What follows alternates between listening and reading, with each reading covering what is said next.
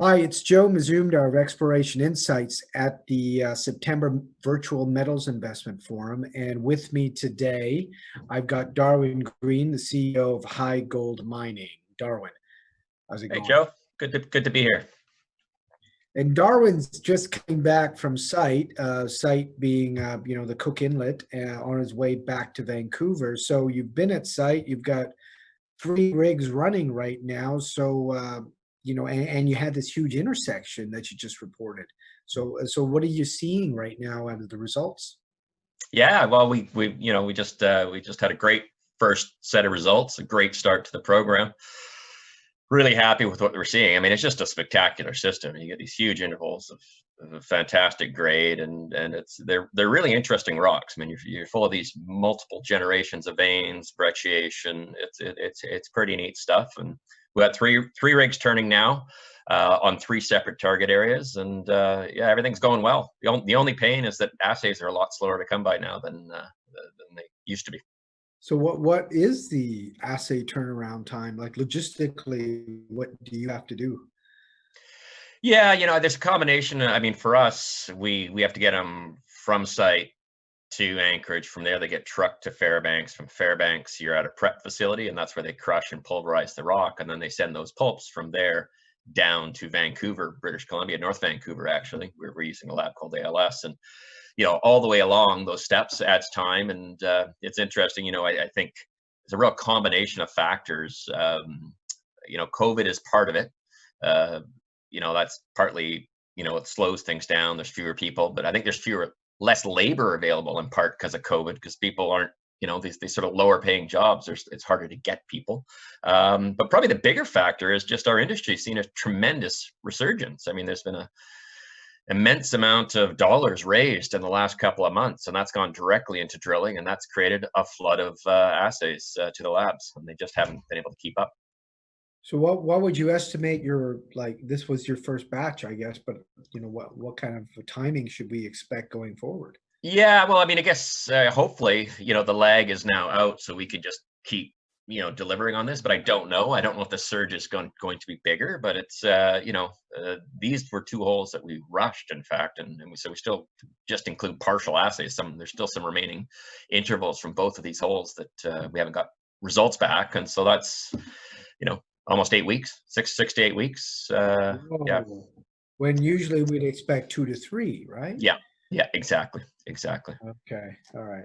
So, but this is everybody's issue, not just remote Alaska. This is all coming to a bottleneck when it gets to North Vancouver. Yeah, well, that's for sure. I think the prep facility is a little more local. Some areas are handling it better. In fact, we've got surface crews doing work in Timmins, Ontario, and we got fairly decent turnaround on those samples. That lab, for whatever reason, was able to process things quicker than what we had here on the prep side. And then almost all of it seems to go back to Vancouver. But eventually, I'm sure it's going to be backed up more as well. So three drills turning on three different targets. So what targets are you drilling? Because the big high grade intersection of over 70 meters was drilled close to the resource outline that you released last year at a 4 gram per ton gold equivalent cutoff. And what are the other targets that you're hitting as well? Yeah, so I mean, we have 5 targets in total that we're targeting this season, and so we've got one rig on each of those targets. Well, on 3 targets right now. So we've got 3 drills on 3 of the 5 targets. One of which is able to do a little bit of double duty, and that's the one that's the footwall target and the deposit expansion. What these results highlighted this week, what was significant about them, and I think what a lot of people don't realize is the deposit itself is open to expansion. We have made a lot of there's been a lot of discussion about the northeast offset, and it is a fantastic target, and there's several other targets around, but it's easy to lose sight of the fact that just the deposit itself is open, and we're having success expanding that. So these 2 holes, they're partially in and partially out of the existing resource outline. So the takeaways we got from it was it confirmed where some of the very highest grade sits, and it will certainly upgrade the grade of the resource blocks from that portion where they, they pass through, but they also pushed out the wireframe, width-wise into the bottom to some degree. So they were dual. It was, it was a win-win. We got better grade in the areas we passed through, and we were able to expand the resource. And also, it really highlights our thesis that this is open to keep expanding. Right now, we're focusing on the northeast offset, or not the northeast offset, the northeast extension. And you'll see in that release, we had a long section that showed other pierce points of, us continuing to step out. And so we're waiting on those assays, and I can't really give any guidance on when we'll get them, but we're encouraged enough to keep drilling in that area with what we're seeing. I did a little graphic of, because this is a polymetallically mineralized deposit. I don't know the different generations of systems that it hit, and it reminds me of Hot Mud and the one that I looked at in Turkey with the amount of anhydrite. But when I plotted it, at the top of the hole, there was a lot of base metals, lead, zinc, which brought silver and some gold grade. We're still talking 5 to 10 grams. And then we had two of those sort of intersections near the top of the 74 meters. And then at the bottom, the base metals sort of went away. And then we were seeing, some of the 100-gram intersections, the meter intersections. So what are you seeing in the core? Is there like two systems, or is there more than two? How do you look at it? Well, there's, I think there's a couple ways of looking at it. One, on when you stand back, there's definitely a general trend of increasing gold grade as we get deeper, and a general trend of higher zinc near the upper parts of the system. It's not exclusively that way. You can still get high gold grades up high, you can still get high base metals down low, but overall there's a general trend where it seems to be some of the best grade and some of the thickest intersections are down deep. And that's very encouraging for something like the northeast offset target, where, if the grade appears to be getting better as you go deeper, then that's certainly better than it getting weaker as you go deeper from an exploration standpoint. Right at the bottom is where you hit that dacite fault, and that's where the northeast offset is basically pushing that 500 or 800 meters.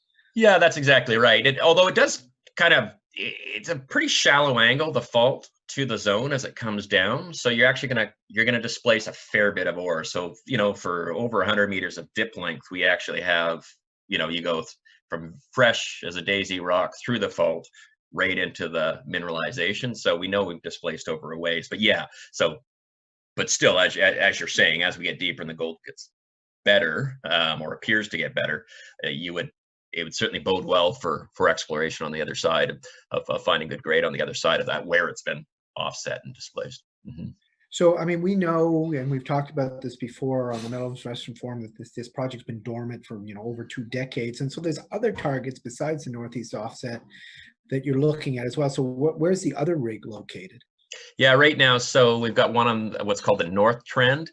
And so, one of the things we noticed when we came to the property, all the historic work, really, they were kind of following a bit more of a VMS-related model, which means they were more bound by stratigraphy. They were following a certain package of rocks and the trend of that package of rocks. And one of the things we saw is that it appears that there's an alteration trend that's somewhat oblique to that. So it's cross-cutting stratigraphy, and it was really undrilled. And so one of the drills is focusing on that, and that's called the North Trend. And as we go to the north, topography goes higher. So the concept that we have is this is kind of a zone system where the alteration kind of comes out as progressively, shells both vertically and laterally, where we, the core is the silicification and highest grade mineralization. Outboard of that is anhydrite. Outboard of that is sericite pyrite. Outboard of that is another sort of more weaker alteration. And it feels like that's what you're seeing as you go to the north, and you might be above it. So yeah, we're poking around up there to see if there's some opportunity there. In addition to that, in the stratigraphic footwall to the deposit and structural footwall, to the west side of it, northwest side, we found a new zone of mineralization last year that was more base metal rich, had less gold, but it was still pretty high value rock. It was about 20 meters of 2.5% copper and 4 or 5% zinc. Was that the footwall zone? That was the footwall zone. And so we're targeting that area as well. Again, it was an area that had very limited past drilling. So, we're trying to figure out the orientation and the controls on that mineralization. And some of our drilling on the main deposit, the holes can be extended to reach that. Some of them can't, they're just at the wrong angle. So we're focusing on that. And, you know, and then in addition to the deposit itself, right now, the drill results for those 2 holes that we put out are on that northeast edge of it, and we're pushing it out in that direction. But we really also like the southwest edge, the other side of it. You know, if you look at the long sections, there's some nice penetrations that are, you know, it's 100 meters up. There was a couple of old historic holes that had misses, but they're quite a ways away. And what we've learned as we look closer at the data, there's a lot of room to add ounces and tons on either side of the deposit itself. So, you know, kind of multiple shots here, multiple things going on at the same time in terms of our exploration plan with the 3 drills, and you know, should be drilling right through to end of October and possibly later, but we're going to push it as late as we can go, and should have lots of results, you know, right through to the end of the year. And given the way the labs are, might even bleed into the new year. Right. And then after that, you're going to head to some of your stuff in Ontario, or are you going to leave that till next year? Yeah, no, we guys flow through money for that last November, so we need to spend it this year. Plus, we want to spend it. You know, last spring we started a 5,000 meter program in Ontario in the Timmins camp. We got about halfway into that before, you know, the COVID thing really kicked into gear in mid-March, so we shut it down. We've actually had crews on site there this summer. You know, we've got a dedicated Ontario project manager. He's hired a couple of guys based out of Timmins there, and they've been doing surface work, you know, trenching, prospecting, mapping in some of the veins. A lot of that's been focused on the Munro Croesus area, where we've actually recently added quite significantly to our land position. It was fairly fragmented land there because of the old patents that dated back to the, you know, the turn of the 1900s, really, and so we've been able to start putting a few of those pieces together and doing some trenching and stripping. And yeah, anyhow, long story short, we're finding those drill targets, and we should be back there very soon, actually. So we'll start up there before we shut down in Alaska. Okay, so you'll be doing it in parallel. Yeah, yeah, Okay. they'll overlap for a bit, and then Timmins will keep going, presumably. Yeah. Okay, so in summary, right now, for anybody looking at HighGold, you're working, you've got 3 rigs active, lots of news flow to come, and I guess all this drilling will potentially lead to an updated resource, or you just want to hold off until you actually test these other targets well enough? Well, it's always a good question. It's always a tough decision. Like, when do you do a resource when you know something still has a lot of opportunity to grow, right, and keep growing?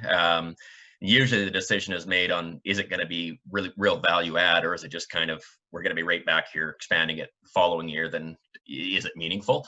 You know, it was really meaningful for us to do our first resource, even though because it could establish what we have as a starting point. So we did that. We drilled 9 holes last year. We used all the historic data, and it allowed us to talk about the tenor of the deposit, the character of the deposit, and all the things that make it really attractive. Whether we do one this year as an update or not, you know, is an open question. It's going to fundamentally come down to, is it going to be a value add, or is it just, you know, because usually these things are just a snapshot in time, right, as you're growing a deposit. Your balance sheet. Yeah. Yeah. All right, Darwin, thank you very much for you know, contacting us as you're on your way back to Vancouver from Alaska. And that's it for me. Joe Mazumdar, Exploration Insights at the Metals Investment Forum, the virtual one, in September. Thank you very much for joining us, and hopefully that was helpful.